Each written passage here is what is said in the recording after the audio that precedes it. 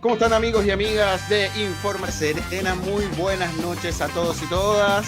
Los amigos de La Serena, de Coquimbo, Paiguano, todo el Valle del Elqui, de La Higuera. El otro día que me retaron que no saludaba a los amigos de La Higuera, Ovalle, Salamanca, Illapel, en fin, de toda la cuarta región querida, llamada y bellísima cuarta región que nos escuchan, y de otras ciudades del país también. Como siempre y como cada lunes, estamos aquí en Hermanos a Domicilio. ¿Cómo estáis, Panchito? Bien, hermano, ¿cómo estáis? Aquí contento después de tanto andar ayer.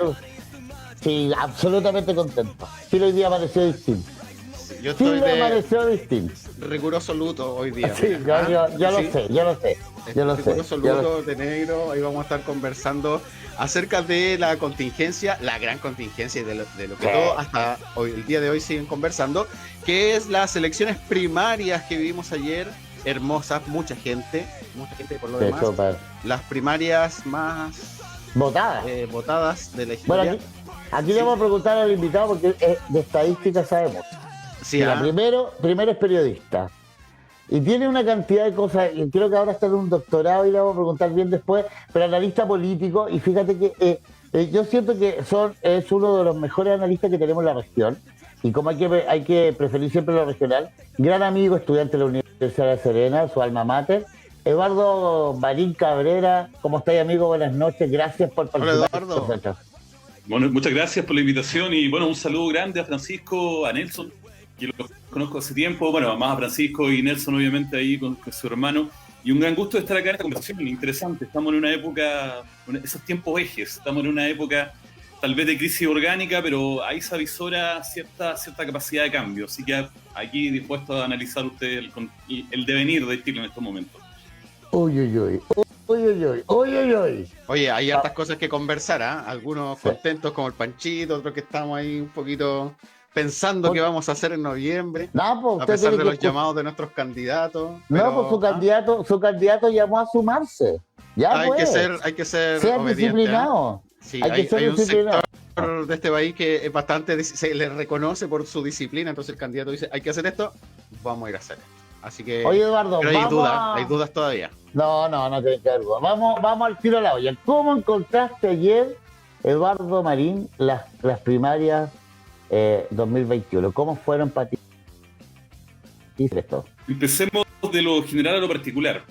Chile una crisis grave de algo que en un momento fue esta voluntariedad del voto, que tenía como consecuencia la alta abstención que vimos reflejado, por ejemplo, en las elecciones de gobernadores regionales, con otras condiciones también, que la vimos reflejado en varias características. Recordemos que la elección de Sebastián Piñera él ganó, y dice 53% de los votos, 54%, claro. En realidad fue el 54% del 39% que fue a votar, o sea, el 26%. No le quita legitimidad, pero ya habla de una crisis de participación, y esta crisis de participación tiene un sesgo que se llama sesgo de clase, que evidentemente aquellas personas que son de una clase más alta, que tienen mayor recursos informativos, recursos de todo tipo, votan más. Eso está clarísimo y se ve reflejado en las comunas de Santiago. Acá en la región tenemos un eje de rural, urbano, que también se ve reflejado eso. Claro. Por tanto, la primera es una buena noticia. Ayer se movilizó mucha gente a votar. Mucha gente, uno dirá, oye, el 20%, pero es una elección primaria, recordemos, donde no estaban incluidos todos los sectores. Por tanto, la primera noticia es que efectivamente hubo un interés real por algo. Y una pregunta que salta de inmediato, ¿por qué el interés se produjo ahora y no, por ejemplo, la elección de gobernadores regionales, que fue bastante paupérrima la participación electoral? Y claro, tiene que ver con la segunda cosa, con las campañas, con la información política, con los debates televisados, con la franja electoral, que efectivamente cumplieron el objetivo que tienen, que es informar a la ciudadanía de cierta manera.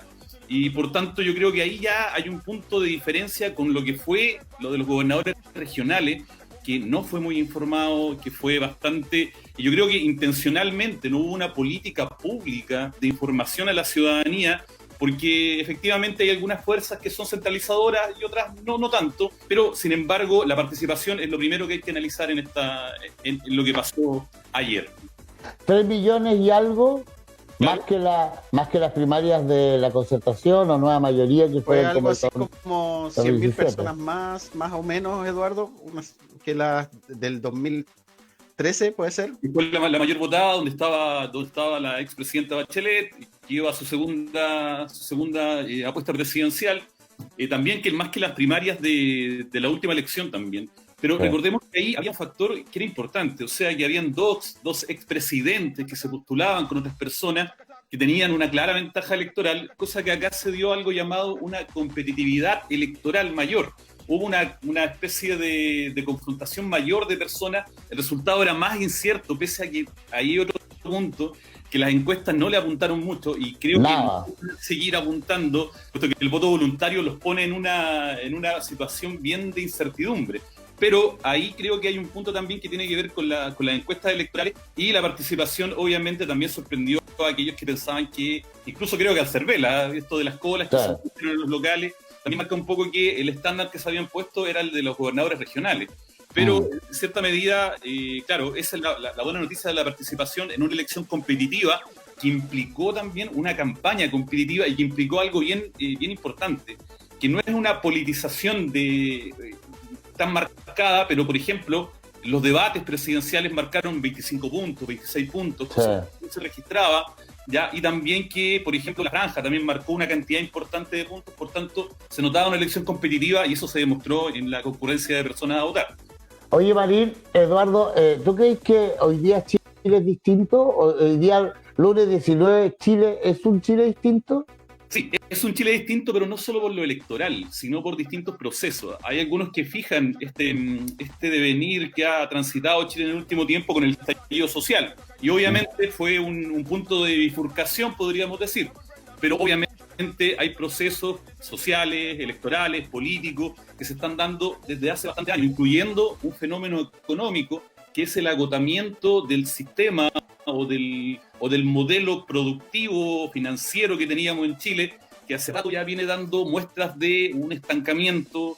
Por tanto, este modelo extractivista que todos conocemos, que muestra también síntomas de agotamiento, y eso también influyó específicamente en el momento que estamos viviendo hoy, en este tiempo eje, donde se han corrido algunos cercos hacia un sector.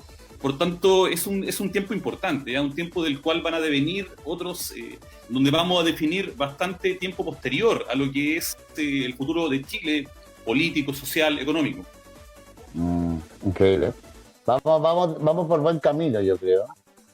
Sí, Ahora, efectivamente. Ahora, un millón y fracción de votos de parte del candidato Gabriel Boric, eso es, no es porque uno quede esperanzador, pero ¿eso es un boleto para la segunda vuelta, crees tú?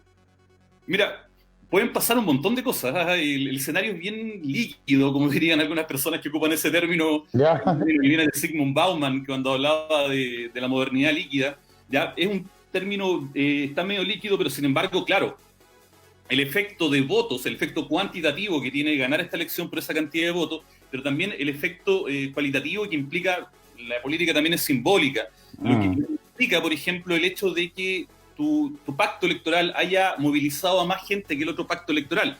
Ahora, hay también que considerar algo. Después de las debacles que vivió la derecha, el gobierno, las debacles en gobernadores regionales, la debacle en constituyentes, la debacle en alcaldes que vivieron, creo que no les fue tan mal. Yo creo que efectivamente, y también ellos se pusieron el parche ante la herida y pusieron una cifra bien, 600.000 votos para ellos. Sí, claro.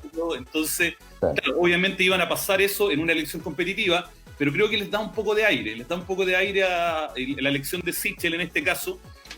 Pero yo creo que es bien probable, dependiendo de los movimientos que hayan, y ahí lo podemos analizar después, porque sí, claro, la elección de estos dos candidatos, de Sichel por el pacto de Chile Vamos y de Boric por el pacto de Apruebo Dignidad, tienen consecuencias que las vamos a ver de aquí a unos días, creo yo. Oye, Eduardo, respecto a lo que estabas mencionando de estos dos candidatos relativamente nuevos, ¿cierto? De la nueva política, que es Sichel y Boric, podemos decir que es como una continuación de lo que fue la elección de constituyentes, donde vimos muchos rostros nuevos.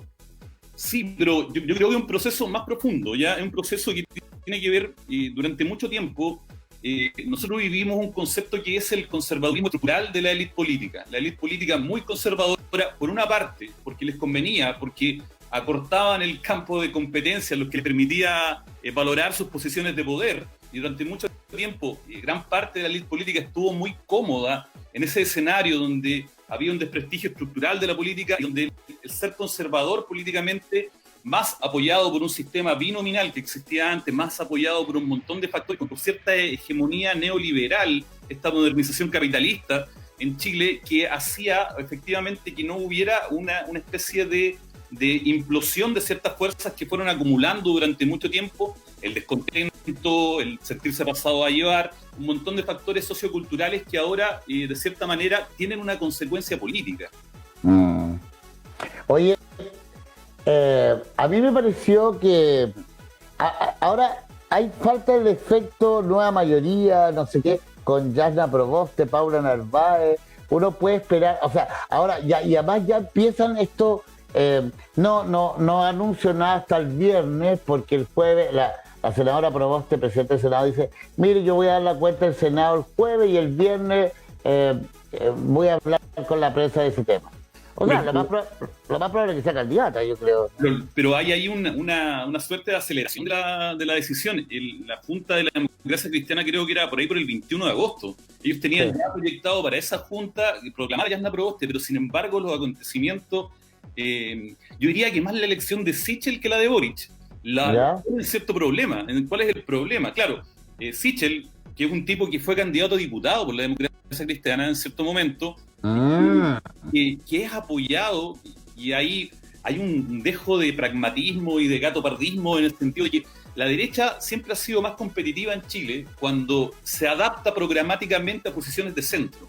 Y cuando, aunque en el gobierno haga otra cosa, como fue cuando llegó Piñera en su primer gobierno, ya se adaptó a posiciones más de centro. Y en ese sentido le acelera un poco el tranco, más la definición de la otra candidata, que es Paula Narváez, que tiene otro efecto, el efecto que hace Boric, cuando Boric en su momento, las primarias como ejercicio, como institución política, generalmente son para hablarle a tu público, al que ya está reforzado, al que uno sabe que va a movilizar ese día de las elecciones primarias.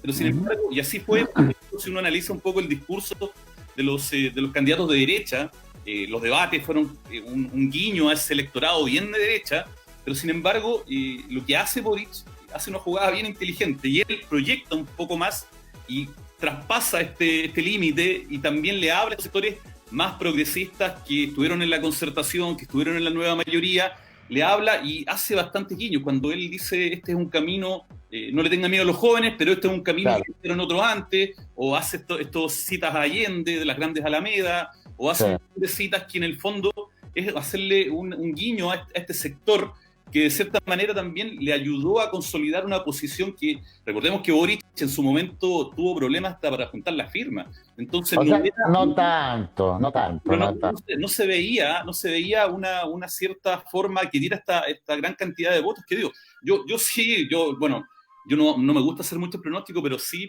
visualizaba que efectivamente eso podía dar, pero no en la cantidad que se dio. pero de cierta manera esto ha acelerado estos procesos y efectivamente la democracia cristiana está mirando de reojo también la movida que va a hacer Sichel, y Sichel, que es un candidato que si uno mira los aportes que tiene, ya está bien, es un tipo joven, 42 años, muestra el tatuaje a cada rato cuando lo entrevistan, pero... no conoce a su papá a los 30 años. Claro, Juan, yo tengo 48, no conozco a mi papá y también podría ser candidato a presidente. ¿Verdad? No, pero lo que pasa es que lo que hace este tipo es una narrativa de historia de vida, eso lo coloca pero detrás de Sichel está Andrés Alamán, está Juan, y están los grandes grupos económicos. Si uno mira los estudios de la Fundación Sol, estos estudios establecen ahí los grandes grupos económicos, aportes millonarios a la campaña de Sichel, por tanto el hombre billetera tiene a la campaña, porque efectivamente la derecha hace un ejercicio ahí que es como diríamos, este gatopardismo de esta novela muy, muy, muy antigua, pero que dice mucho, que es transformarnos para que todo siga igual, o sea, cambiar para que todo continúe como estaba. O sea, ellos entienden que la forma de ser competitivos es con un candidato como Sichel y acercándose al centro, aunque las bases programáticas, aunque las bases electorales sigan siendo la derecha hegemónica que conocemos siempre. Sí, a mí una de las cosas que me gusta de ti, Eduardo, cuando tú tratas de explicarnos a los que, o a la gente que no entendemos mucho de esto, que siempre citas autores. Y yo te escuchaba anoche, a eso de las 9 de la noche, cuando citaste el tema de Mussolini, cuando hablaba... Claro. ¿No? Bueno, y también ayer algo que me han comentado mucho hoy día, que esta cita a Winston Churchill que dice, ¿cuál es la diferencia entre la política y la vida? Cuando yo estaba hablando de Lavín. La diferencia entre la política y la vida es que en la vida uno puede morir una sola vez. En la política uno puede morir muchas veces y volver a... Miles. Pero yo lo decía en qué circunstancia, en que no creía que sucediera, porque yo creía que ayer cuando Joaquín Lavín da su declaración, creo que fue la última declaración de un personaje que, para bien o para mal, nos guste o no, marcó durante 20 años la política chilena. Y yo creo que ayer, cuando el tipo reconoce la victoria de Sichel, creo que es una de sus últimas participaciones en política activa, creo yo. ¿Tú creí? Yo creo que va a ser candidato a senador. Ya fue una vez y perdió. Perdió con Chaguán en Valparaíso. Perdió con Chaguán en Valparaíso. Y en una elección que también estuvo involucrado Sebastián Piñera. Bueno, una historia larga eso. Hay una historia larga. Pero el asunto es que yo creo que efectivamente no es tan solo un recambio generacional, ¿ya? Sino que implica un recambio de clivajes políticos, diríamos, de estas divisiones políticas que existen entre muchos sectores políticos y este reacomodo en lo que estamos viendo hoy en día. Ya no tanto una revolución, no tanto, sino que estos reacomodos de fuerzas políticas que de a poco están surgiendo, unas que fueron durante mucho tiempo invisibilizadas, y que por otro lado otros quieren mantener cierta hegemonía que existe, por ejemplo, en la derecha. Oye, Eduardo, Francisco, les tinca así, vemos cuáles fueron las reacciones de las personas en redes sociales. Dale. Cuando ya estaban listos, digamos, cocinado el tema. Mira, voy a leer algunos comentarios de las publicaciones de Informes de Serena en Instagram, por ejemplo. Por ahí dicen, cuando los votantes de derecha llaman a votar por Boric, la derecha paró a Jadwe votando por Boric, y se repite ese comentario, digamos. Sí, es el mal menor, ponen a uno ahí, amarillo, ponen un comentario que ha surgido bastante en el último tiempo, etcétera, etcétera. Esos son los comentarios de la imagen de Boris, digamos. Y la imagen de Sichel ganando dice, trabajemos porque Sichel sea presidente de los chilenos, me alegra que esté Sichel, tiene pinta de buena onda, dijeron uno por ahí. Tiene pinta de buena onda, y tiene que ver con lo que decía Eduardo, un poco bien carismático, con esta historia de vida, ¿verdad? Etcétera, etcétera. ¿Qué te parece, Eduardo, a ti las reacciones de la gente pre y post elecciones, digamos, hay esos comentarios más o menos que se van repitiendo? Y se ha comentado mucho que esta supuestos votos de derecha que votaron por Boric y que se ha reproducido que esto fue masivo. Yo creo que no fue tan masivo. Yo de verdad creo que existe la elección en la derecha a la vez, era tan competitiva que no creo que alguien haya dicho vamos a ir a votar por un candidato del otro pacto para que no salga. ¿En qué sentido lo digo esto? Esto se llama, en ciencia política se llama voto estratégico, que es cuando uno ocupa su segunda opción y no la primera.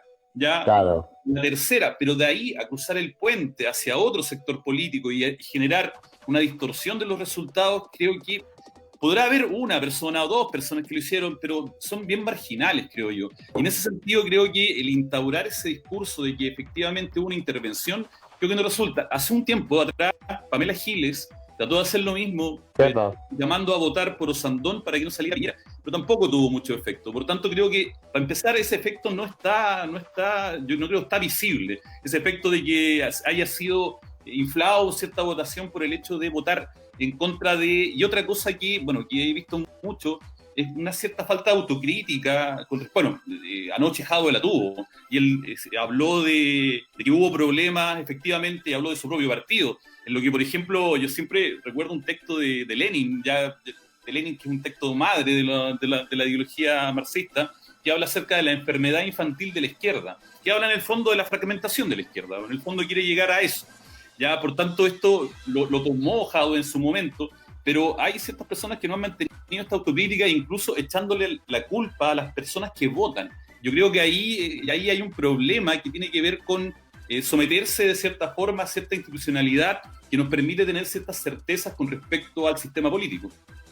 ¿Tú crees, Eduardo, que en esto, cuando uno veía los debates de Jadwe con Boric, esta violencia que tenía Jadwe, yo, perdón a las que no lo entiendan, pero un poco violento, un poco de ir al choque con Boric, y Boric tomando un tema de mediación, porque además hoy día yo creo que la gente, esa es la pregunta, es que ¿tú crees que ese nivel de violencia o de enfrentamiento, para no ser tan duro, jugó en contra de Jadwe también?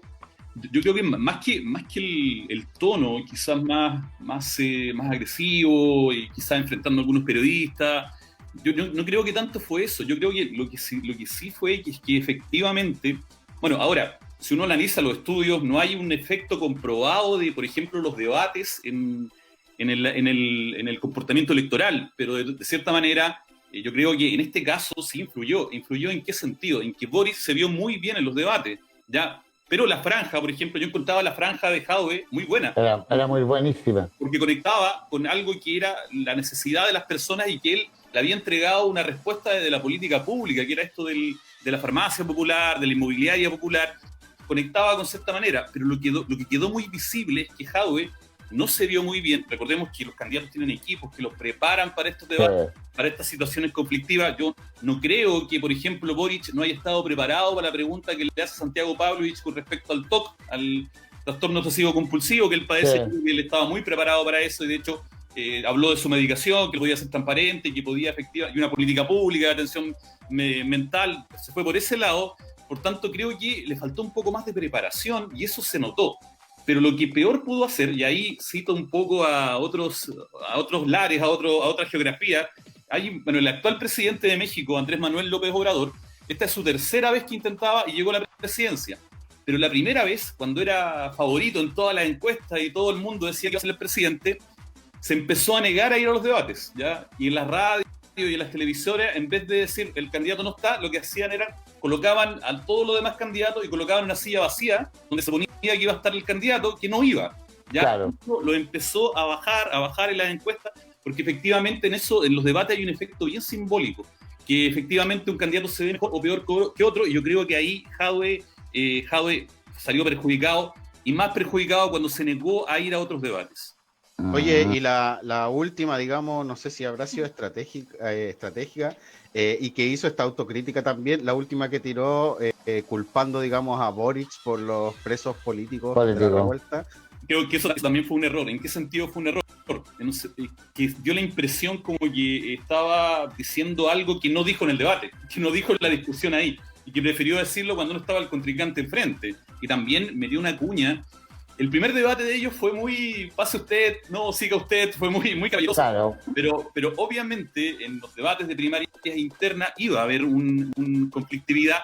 Creo que el grado de conflictividad con el que llegaron al final fue mayor de que quizá ellos, los dos bloques, el Frente Amplio y el Partido Comunista, pensaron en que iban a llegar, y eso también provoca esta composición que tiene que haber después, y ponerse todo detrás, a pesar que Jadwe lo dice, provoca ciertos resquemores. Ya yo también he visto algunas personas que decían que no iban a votar en la segunda vuelta, y lo que va a pasar también con dos candidatos que miran más al centro, le van a abrir los flancos. Es como taparse la cabeza y destaparse los pies. Se le van a abrir los flancos por la izquierda y se le van a abrir el flanco por la derecha. A Sichel se le va a abrir, obviamente, la candidatura de Kast. Eso es evidente. Sí, inevitable.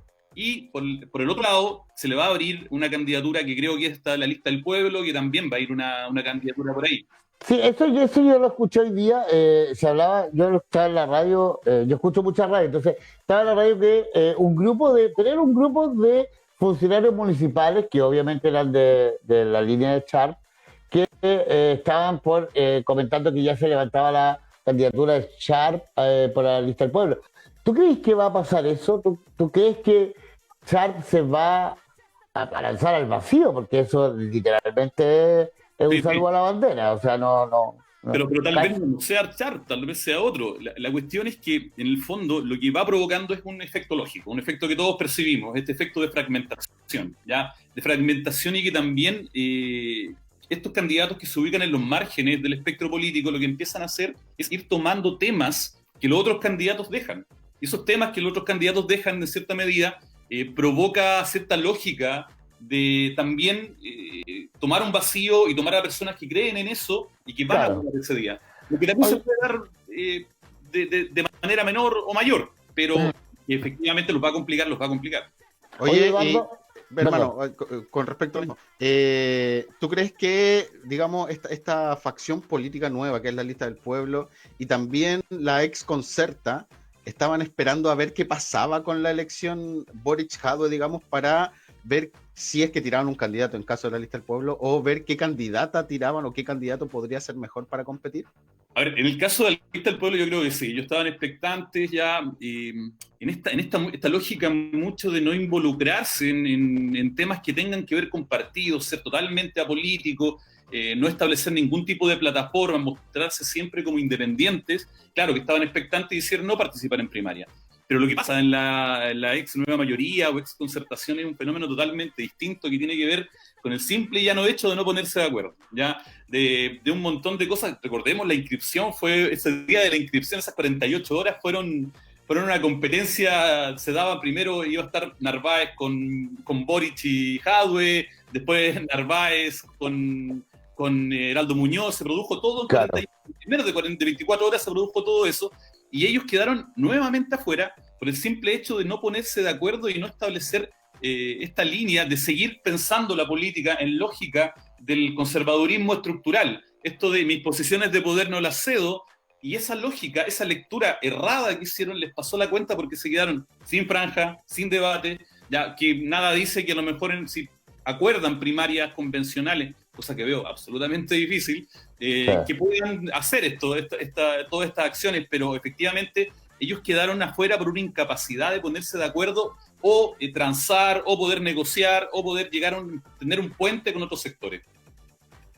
Oye, mira, tenemos aquí justamente en el Facebook Live un comentario bien bomba, bien al hueso. Mira, lo voy a leer a ver si lo podemos comentar. Eduardo Ignacio, que agradecemos también a todos los amigos y amigas que quieran participar con nosotros, por supuesto. Los de la DC fueron cobardes al no presentarse a las primarias. Sabían que no serían elegidos. Ahora irán por fuera para perjudicar a Boric. Llamo a no votar por cualquier candidato que no se presentó por cobardía, dice Eduardo Ignacio. Bueno, lo que sí está claro es que había una estrategia, que estaba un librero que tenía más o menos escrito la candidata, no sé, candidata todavía no lo sabemos, Proboste, que era dejar un poco el desgaste que tiene esto de los debates, el desgaste del conflicto político, dejarlo un momento y ella salir como fresca, así como cuando salir del camarín fresquito, claro, salir así. Pero obviamente los resultados de las primarias implican un esfuerzo, y ahí está este apresuramiento para el viernes dar una respuesta. Una respuesta. Claro, pero yo creo que primero esta respuesta pasa por generar la única opción que tienen ellos, es si exactamente si sacamos una foto a la situación actual, con una candidata que es Paula Narváez, con otro candidato que es Carlos Maldonado, con otra candidata que podría ser Yasna Proboste, si sacamos la foto no tienen ninguna posibilidad, pero sí pueden jugar una carta que es estratégica, que recordemos que esta elección, claro, está la primaria, luego viene la elección de noviembre, pero luego creo yo que por la dispersión de fuerzas va a haber una segunda vuelta. O sea, obvio. Y en la segunda vuelta, a lo mejor su cálculo estratégico es pensar escucha, aunque saque 500.000 votos, van a ser necesarios para un proyecto mayoritario. Y en ese sentido, estos 500.000 votos los voy a poner sobre la mesa para negociar en caso de que pase algo. Yo creo que por ahí va el cálculo, pero evidentemente las decisiones que tienen que tomar estos sectores después del domingo se aceleraron. Yo creo que Pablo Narváez se baja, porque ayer hablaba el ex ministro, que se me acaba de olvidar el nombre, lo tenía todo el rato aquí, el Pancho Vidal, y hablaba anoche que claro, que podía haber una consulta ciudadana, pero hoy día estamos a 19 de julio. Parar algo así, ¿cachai? Cuando estáis con un partido de alicaídos todos, porque el PPD, el ADC, el PS, el Partido Radical. Bueno, no sé si alcanzáis a parar algo que marque 1 millón de votos, po. Bueno, y corren dos riesgos ahí. Primer riesgo, bueno, es toda la logística de esto es algo caro, ¿eh? Es algo caro que requiere recursos, no sé si lo obvio. Tener. Y lo segundo, corren un riesgo que es sacar una cantidad de votos muy menor a la que se sacó el Pacto de Apruebo Dignidad el domingo. Eso también va a marcar algo. Por tanto, corren un riesgo gigante por el hecho de no haber participado en esta primaria. Ahora, hay algo que hay que observar ahí también. Una cosa es lo que efectivamente estas cúpulas de poder de los partidos que han dominado los partidos durante mucho tiempo decidan, y otra cosa es el desangramiento que pueden tener tanto la Democracia Cristiana como el Partido Socialista de militantes de base, que en algún momento, por ejemplo, ya hubo militantes socialistas que estaban por Jadwe, ya hubo algunos militantes que eran, por ejemplo, este movimiento de Mariana Elwin, que era de la ADC, que estuvo con Sichel. Por tanto, este desangramiento de militantes que van más allá de la lógica cupular se puede dar también. Claro. Oye, hermano, que te veo concentrado. Sí, mira, ahí para profundizar tal vez lo que estamos conversando, hay una cuña de Rafael Gumucio, un gran escritor, según yo, un gran escritor, no sé si compartirán conmigo, ahí en el The Clinic dice, mira, ni Yasna ni Paula tienen grandes diferencias ideológicas con Gabriel, pero Gabriel tiene la ilusión de no verse manchado por la vieja política de siempre, aunque su firma en el Pacto de Noviembre lo hizo conocer todos los infiernos de los que se juegan por la responsabilidad política, en vez del coqueteo con el lado salvaje que tan mal le salió a Jadwe. Claro, no, obviamente, o sea, tiene cierta lógica lo que dice ahí. Obviamente Boric está estableciendo esto, está pasando por los círculos del infierno de Dante, pero hizo una apuesta bien especial, ¿eh? Recordemos cómo fue tratado Boris después de haber firmado eso, sin ni siquiera la autorización de algunas personas de Frente Amplio. Fue una apuesta bien especial. Ahora, la apuesta resultó, obviamente, porque estamos en un proceso de convención constitucional que no se avisoraba hasta ese acuerdo político.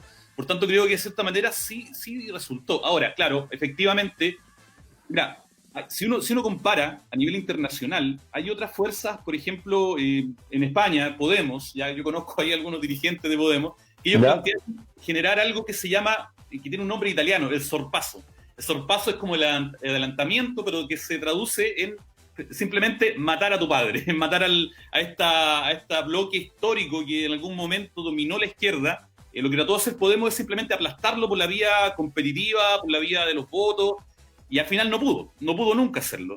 Boric aprendió de eso y no está tratando de matar al padre, está tratando de convocarlo, pero bajo las condiciones de Boric.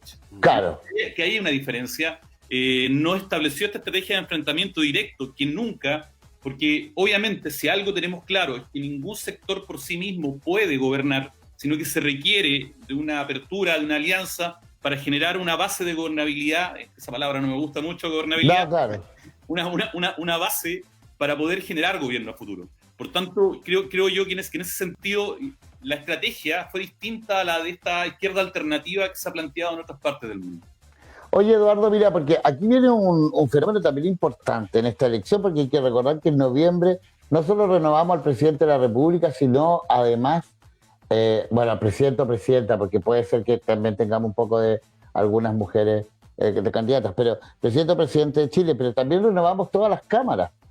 Y además viene este tema de la Cámara Única, al parecer. Entonces, también se juega un poco de que en esta pasada, la derecha y la concerta, la nueva mayoría, lo que sea, también quedó muy abajo porque con esta cosa que está el Frente Amplio con Boris y toda esta gente puede salir mucho más favorecido y puede sacar una mínima cantidad de parlamentarios también, po. Se reproducen los resultados de la Convención Constitucional, claro, pueden salir Claro. bastante. Sin embargo, hay ahí una clave que es precisa, que la elección de constituyentes fue una elección con ciertas reglas distintas. Había esta posibilidad, que yo creo que siempre debe estar, de que los independientes puedan participar bajo reglas más o menos igualitarias. ¿Ya? Y una vez que pasó esto, creo que no va a haber mucha agua para la piscina para hacer algún tipo de reforma para que esa misma ley vaya en las próximas elecciones. ¿Por qué? Porque obviamente está el peligro de este tsunami de votos que vayan por fuera de los partidos tradicionales, que los va a hacer calcular que efectivamente no les conviene. Pero, claro, efectivamente va a ser un tema. Estamos ahora pensando en las presidenciales, pero obviamente todas las coaliciones políticas están mirando de reojo también la elección territorial, el despliegue territorial y cómo se van a parar. Y también con esta carril paralelo que es la Convención Constitucional, que de cierta manera puede cambiar las reglas del juego. Puede que sea el Senado, por ejemplo, o puede que haya una sola Cámara. Claro. Por tanto, esto también puede cambiar mucho las formas de la lógica política. Por eso, el momento que estamos ahora, este tiempo eje, que parafraseando a un autor, un filósofo que se llama Karl Jasper, que habla del tiempo eje en la historia, este tiempo eje que estamos viviendo en la política y en la historia de Chile tiene que ver también con todos estos procesos que se están dando en múltiples capas, en múltiples etapas.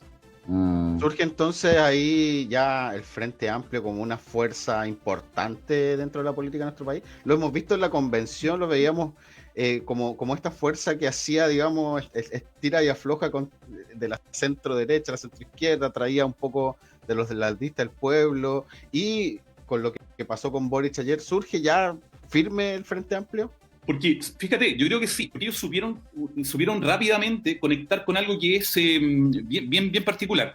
Cuando pasan todos estos procesos políticos, el apruebo, el rechazo, cuando después viene la elección de constituyentes, las elecciones municipales, yo leí una entrevista muy buena a un sociólogo que se llama Manuel Canales. Hay libros de metodología, uno siempre lee de Manuel Canales, y él dijo, esto no es el triunfo de la oposición, es el triunfo del otro, de la otredad, decía, del otro que fue eternamente postergado, de la mujer que fue eternamente postergado, del tipo de territorios que fue eternamente postergado, es el triunfo de estas personas. Entonces, lo que hace el Frente Amplio es visualizar rápidamente que efectivamente la lógica política iba en esa dirección, y inmediatamente colocan todas sus cartas, todos sus candidatos, todo su capital político, articulando un discurso con ese tiempo. Y ahí lo que le faltó un poco a la nueva mayoría y también a la derecha, el poder de cierta manera leer estos tiempos nuevos que venían y empezar a también generar un discurso distinto al que venían generando, y que era el discurso que era lógico, el discurso del cual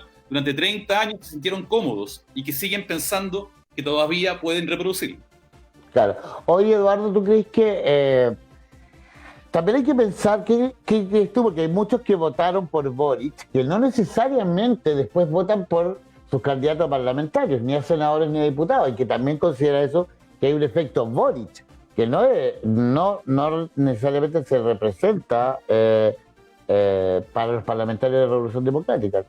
Bueno, y en la región, fíjate, y leyendo esto en un tono más regional, ¿ya? Claro, si un problema tiene el Frente Amplio, es el problema de despliegue territorial, ¿ya? Obviamente superaron bastante. La primera elección que se presentaban, no tuvieron candidatos en todas partes, ahora creo que cubrieron casi todo el territorio, pero siguen siendo todavía un fenómeno bastante urbano, ¿ya? Si uno mira los números de acá de La Serena y Coquimbo, en las primarias de Apruebo Dignidad, claro, La Serena y Coquimbo gana Boric, ¿ya? Pero si vamos con Barbalá, por ejemplo, con Barbalá gana un candidato de un partido estructurado, que tiene cierta historia en el territorio, que es el Partido Comunista, que es Jadwe. Gana en ese sector. Por tanto, gana en Canela. Gana en Canela, gana en sectores. Bueno, también. En La Higuera también gana, a pesar del alcalde de UDI. Claro, exactamente. Entonces, estos candidatos que emergen también en un tono, en un territorio que también está marcado por esta desigualdad. Por tanto, efectivamente, ahí tienen que también empezar a hacer correr esta renovación, pero llegar a todos los sectores, empezar a plantear este sentido común. el ex vicepresidente de Bolivia, que también era un intelectual muy destacado, que se llama Álvaro García Linera. Él hablaba de algo que se llama el empate catastrófico, ¿ya? Cuando se produce un empate y no se puede salir de ese empate, y ese empate provoca una crisis. Pero en un momento de ese empate él habla de un punto de bifurcación. ¿Y cuál es el punto de bifurcación? Cuando un sector político logra que su sentido común sea mayoritario. Y en ese proceso estamos, en que se logre de un sector que ese sentido común sea mayoritario. Y en ese proceso se producen estos vacíos, estos como silencios incómodos, estas contradicciones que muchas veces se dan, y eso es lo que estamos viviendo hoy en día.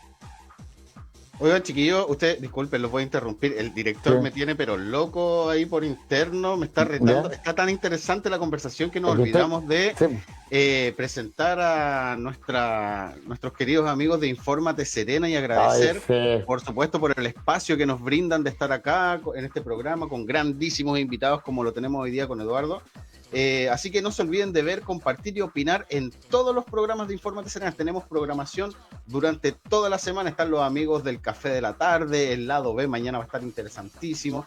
Hermanos a domicilio, por supuesto, Musicando la Región, etcétera. Así que todos invitados a compartir, ver, opinar con todos los programas que tiene Infórmate Serena. Y Oye, por supuesto, vernos también y visitar la página www.elnorte.cl. Panchito, ¿usted sabe lo que es elnorte.cl?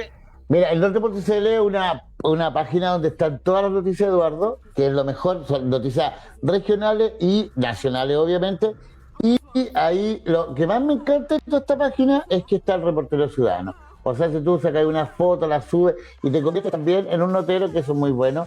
Y además hay un link donde ven todos los programas y todo lo demás. Ya deberíamos generar un espacio para que el Eduardo escriba aquí, oye, porque nunca habíamos tenido a alguien tan inteligente que estaba como embalado escuchando al hombre. No, yo también, pero el director me decía, oye, ya, pues, ¿qué pasa con Es como, este güey es como un profe que uno le escucha, es como un profe entretenido de la No, audio. buenísimo, buenísimo. Así que, oye, todos los amigos y amigas invitados e invitadas a participar en www.elnorte.cl, las noticias, pero al minuto, para que usted pinche ahí, puede ver los programas también y, por supuesto, participar con nosotros a través de todos los programas, de todos nuestros amigos que participan, que no hay tribuna muchas veces en los medios más tradicionales, los medios masivos. Infórmate Serena da tribuna, ¿cierto?, para que podamos participar hablando de un sinfín de temas. Ahora sí, Eduardo, yo te pido disculpas por haberte interrumpido, pero ahí te comprenderá que hay que hacer las mediciones respectivas también. Ahí estamos viendo,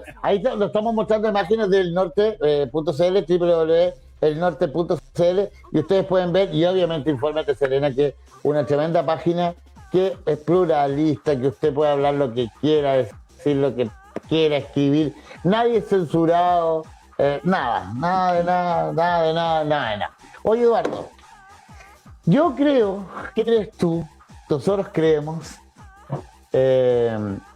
¿tú crees que la CAST se vaya a llevar un cierto porcentaje de la votación de la UDI, que es una derecha más conservadora, está en contra del matrimonio igualitario, del aborto, que es lo que está en su discurso de CAST? ¿Tú crees que ese porcentaje se lo lleve él y no vote por Sichel? Bueno, en la última elección, disculpen, fue un 8%, ¿ya? Pero sin embargo, pasa que en ciertas medidas, con esta crisis del neoliberalismo que tenemos actualmente, que empezó el 2008, esta crisis financiera, que de cierta manera tuvo consecuencias con la irrupción de China y todo lo que tiene que ver con esta potencia industrial que es China y que ha provocado que sectores industriales en todo el mundo queden bastante postergados. Con lo que pasa en Chile también, con un modelo extractivista, principalmente minero, maderero, bastante agotado, con la pandemia a cuestas y todo lo que implica en términos de desempleo, de desesperanza de las personas, son unos factores que en otras partes del mundo han influido para que se produzcan estos y el término también a mí no me gusta mucho porque se usa como arma arrojadiza para todo, pareciera que cosa bolsillo de payaso que cabe todo, que es el populismo. Y existen dos tipos de populismo, un populismo inclusivo y un populismo excluyente. ¿Ya? Lo que hacen muchas de estas personas, Trump, Bolsonaro, Modi en la India, Urban en Hungría, son líderes que han surgido justamente de ese tipo de crisis. Y estos tipos lo que hacen es un populismo excluyente, donde dicen, esto llamado comunidad, esto llamado nación, es solamente para algunos, ya el resto queda fuera de esta comunidad. Y hay ciertos peligros que a veces no los observamos y que pueden estar ahí y que pueden influir de cierta manera en que exista un voto hacia esa derecha, más allá del voto, diríamos, cautivo que tienen, que este voto tradicional, este voto que divide el mundo entre otros y el resto son puros comunistas. O este voto que todavía justifica la dictadura de Pinochet, o este voto que es frecuentemente mayoritario, pero creo que puede existir ahí un alza en ese tipo de voto. Y está ahí la habilidad que va a tener Sichel. Mira, en los debates televisados, una de las contradicciones más grandes que encontré fue la de Briones, ¿ya? Que hoy día estaba lleno de memes porque se opuso al 10%, y llegó al 10%. Pero cuando le preguntan, él dice, ¿usted es liberal? Yo soy absolutamente liberal. ¿Y qué opina del aborto? Yo no creo en el aborto. Entonces es una contradicción, pero vital. Entonces, y esa contradicción que se eleva a nivel discursivo es la que va a tener que manejar, creo que Sichel. ¿Ya? Sichel va a tener que tratar de cubrirse la cabeza y no destaparse los pies. Ya, en el sentido de que efectivamente si deja algunos temas, esta sobreadaptación programática hacia el centro, lo puede llevar a que efectivamente con un discurso, lo que tienen estos discursos como el de Trump, el de Bolsonaro, el mismo Brexit, cuando salió de la Unión Europea, es que hacen una reducción de información a la que la gente inmediatamente entiende. Por ejemplo, ¿tienes problemas de empleo? La culpa es de los inmigrantes que vienen a buscar tu empleo. Que la gente lo comprende muchas veces y a veces les hace sentido. Ojalá que no. Yo ayer cuando hablaba de la frase de Gramsci decía en su momento, cuando un tiempo no acaba de nacer y cuando un tiempo nuevo no acaba de nacer y un tiempo viejo no acaba de morir, nacen los monstruos. Cuando hablaba de Mussolini, ya nació en un contexto parecido. Por tanto, en ese contexto, de verdad, yo una de las cosas que tengo horror es que justamente estos discursos de bastante odiosidad hacia toda minoría, de excluyente, de decir nosotros somos la comunidad y el resto queda afuera, creo que esos discursos, espero que les vaya muy mal, pero es de esperar que en cierta medida, por las crisis, porque tienen un componente económico bien marcado, tenga un mayor apoyo que en otras ocasiones. Yo creo que... no sé. Yo creo que yo escuché Kast ahí el discurso anoche y dijo, el discurso de Sichel dijo, seguiremos trabajando por cuidar nuestros valores.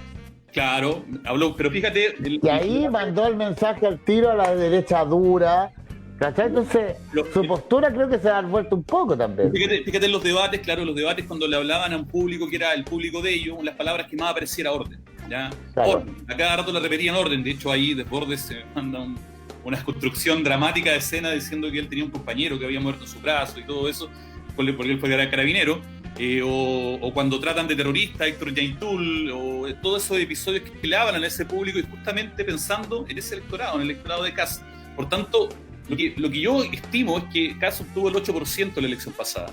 Creo que a lo mejor en este contexto se va a tal vez ampliar un poco ese, ojalá que sea también marginal, pero creo que en cierta medida esta simplificación del discurso y los problemas sociales, de cierta manera, también puede perjudicar un poco la candidatura de Sichel. Espero que no tanto.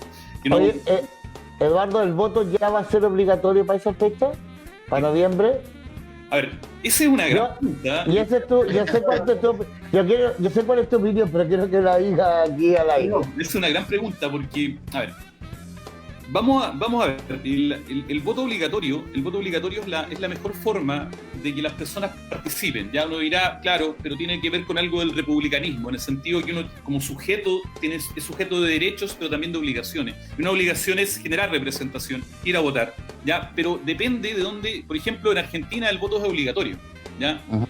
Pero las multas son insignificantes. Aún así ellos tienen una participación que va como el 70%, 70%, ya, por tanto es bien relativo, pero sin embargo es la única forma de reducir algo que es fundamental, que es el sesgo de clase, ¿ya? Ahí hay una teoría bien especial que a mí me gusta mucho, que dice que la gente vota porque quiere, porque tiene la motivación de ir a votar. Es cuando le preguntan a la señora en la fila ¿por qué está usted? Y dicen, porque cumplo con mi deber cívico. Esta es el que quiere, porque puede. ¿Por qué puede? Porque tiene los recursos para hacerlo. Por ejemplo, transporte gratuito, porque tiene información, porque ha recibido información y esa información le permite tomar una decisión política que va de acuerdo a lo que él siente, o porque tiene los elementos informacionales para pasarle la cuenta a un gobierno que lo ha hecho mal. Entonces, esta información política, así como hay desigualdad económica, hay desigualdad política. Por tanto, las personas que tienen mayor cantidad de educación, ¿ya? Pueden ejercer ese voto más informado. Y eso se demuestra en las votaciones, no sé, en Las Condes vota el 90% y en Cerro Navia vota el 30%. Se reduce Claro. de clase. Porque las personas que no tienen información, que no tienen información política, les cuesta más decir, voy a votar por este, sino que son todos lo mismo, ¿ya? Por tanto, no voy a votar, no levanto ese día.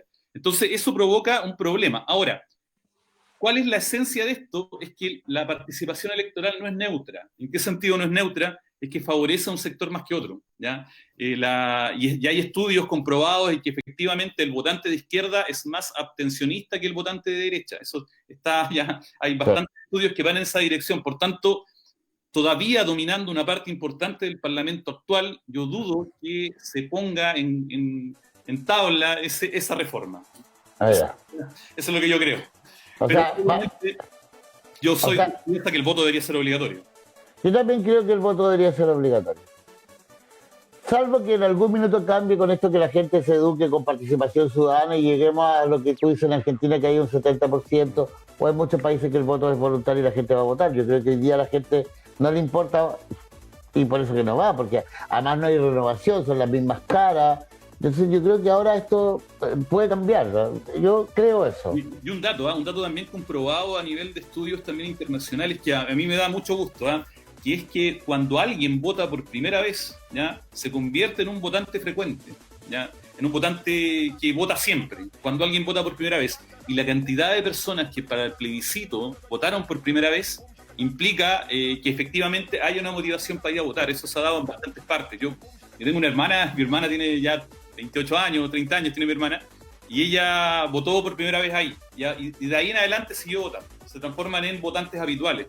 Por tanto, esa es la importancia de que haya habido muchas personas a votar y también ese bloque de votos creo que también favoreció a Boric. Sí, yo también creo lo mismo. Muchos votos jóvenes tuvo Boric. Yo creo que los jóvenes se levantaron a votar por Boric. Exactamente. Yo sí lo creo. Era uno de los grandes sesgos que había también. Si algo marcaba la lógica de voto en Chile era la edad, ¿ya? Que era la siguiente: a mayor edad, mayor posibilidad de votar, ¿ya? Claro. Era cuando existía el voto anterior, el voto obligatorio anterior. El del adulto mayor. Exactamente. Pero ahí yo quiero tomar algo que decía el Pancho al último, que tal vez, y lo hemos conversado en otros programas, estamos en deuda un poco con el tema de la formación ciudadana, formación cívica, Eduardo, ¿qué crees tú? Sí, absolutamente, absolutamente. Creo que quizás intencionalmente, yo siempre digo que efectivamente hay un sector político que no le interesa mucho esto de que todavía cree que la política es una cosa de élite, de salón, que deben hacer algunas personas, que deben estar en esta cocina ahí viendo las cosas y que la demás persona no tiene por qué ver eso, ¿ya? Y que marca un poco la tendencia a cualquier cosa, y a mí me da mucha risa, porque cuando dicen esto de lo que pasa es que están ideologizando a los niños, pero que nos dicen eso son justamente las personas que más ideológicamente han defendido el neoliberalismo. Eso siempre ha pasado. Y no ha pasado solamente en Chile, en España, durante los gobiernos socialistas hubo algo que se llamó educación para la ciudadanía, ¿ya? Que fue inmediatamente, asume el gobierno de derecha del Partido Popular, y inmediatamente, lo primero que eliminan es educación para la ciudadanía. Así de inmediato lo eliminaron, porque efectivamente falta una política pública. Tenemos tímidos intentos con educación ciudadana, colocando la ley de educación, tímidos intentos, pero una política pública, ¿ya? Que una política pública tiene financiamiento, tiene alguien responsable que dice: ellos son los que llevan la política pública de formación ciudadana. Eso no existe. Y ahí creo que hay un debe gigante que tiene que ver también con estas lógicas de acomodarse y de decir esto me conviene, no me conviene. Pero es tal el sentido común acerca que este sentido común que se está volviendo hegemónico y mayoritario, y creo que va a ser una de las cosas que se va a tomar en cuenta en futuras instituciones políticas. Oye, ojalá que así sea. Yo, mira, te lo digo, es cortito. Yo soy profe de educación ciudadana, entre séptimo y segundo medio. Y pasa que tal vez tiene que ver con lo que tú decías, Eduardo, pero ves a los chicos, bueno, igual son chicos todavía, pero a lo mejor no tan interesados en los temas. Po. Ellos tal vez vivimos una cultura donde les interesa más el producto, la nota. Y como es un taller que no lleva nota, a lo mejor están más preocupados de otras cosas también, matemática, lenguaje, historia. ¿O será porque los padres los mantienen en una burbuja? No sé, pues habría que ver también, pues, pero el porcentaje de participación, de una participación real, digamos, donde los chiquillos opinan, se interesan, reflexionan, no es mucho. O sea, yo te diría de los 45, tengo esa, ¿no? Tiene que cambiar eso también. No sé, 10, 15 participan activamente y el resto está ahí un poco... Bueno, pero mira, hay un proverbio judío que dice que quien salva un alma, salva la humanidad. Entonces, si logramos que uno aprenda... Y tiene también que ver algo con la democracia. Estamos hablando en este momento de una parte de la democracia. Estamos hablando de la democracia mínima, la democracia procedimental, que es votar, que es ir a elecciones.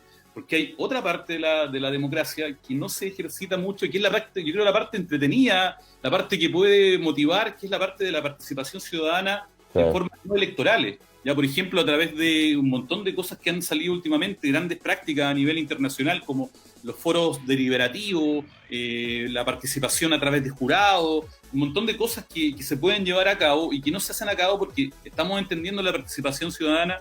Yo creo que Chile, cuando uno habla con un abogado y dice, te define la ley que manda, prohíbe y permite, y uno dice, hay una ley de participación ciudadana. ¿Qué quiere decir eso? Que a mí me mandan, me prohíben o me permiten participar, cuando la participación ciudadana debiese emerger desde la ciudadanía misma. Y otra cosa, las decisiones que se tomen de la participación ciudadana deben ser vinculantes. ¿Y qué tenemos ahora? Que muchas instituciones públicas tienen que cumplir metas de participación ciudadana, y la participación ciudadana es reunir a un grupo de personas, vecinos, ponerle algo, pasar la lista de asistencia y listo, cumplida la meta de participación ciudadana, pero no hay ninguna decisión que se tome que impacte en sus vidas realmente. Y cuando entendamos eso, creo que también se va a correr la frontera hacia una democracia más participativa también.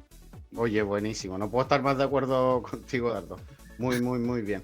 Hermano, lo de siempre, nos queda un minutito. Gran programa el de hoy día. Yo podría estar una hora más aquí conversando. O sea, tremendamente interesante. Hay que invitar a Eduardo para otro día. No, encantado, sí. Viste, ya tenemos ahí.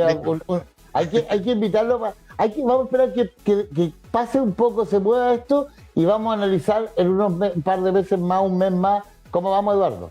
Vamos a ver si tenés tiempo un día en la noche. Sí, cuando quizás nos podamos juntar con un tecito helado, podría ser. Ya, está bien, buenísimo. Toma. Eduardo, nos queda un minutito, palabras al cierre ahí para irnos despidiendo.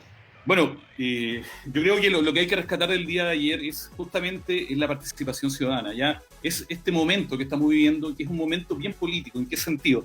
En que efectivamente, después de uno estar un poco desilusionado, desalmado, descorazonado, con la baja participación, ayer se da un paso importante, y también un paso importante en lo que tiene que ver con la atención de la gente por temas políticos. Ya lo vimos con la franja televisiva, lo vimos con los debates, que los debates y la franja creo que influyeron en el resultado también de ayer, lo que habla que las campañas fueron informativas, que las campañas ayudaron a convertir y a hacer participar a las personas. Independiente de los recursos que se hayan utilizado, creo que estamos viviendo un momento especial, ya un momento donde estamos cambiando instituciones también, instituciones que eran atractivas para hacer las instituciones incluyentes.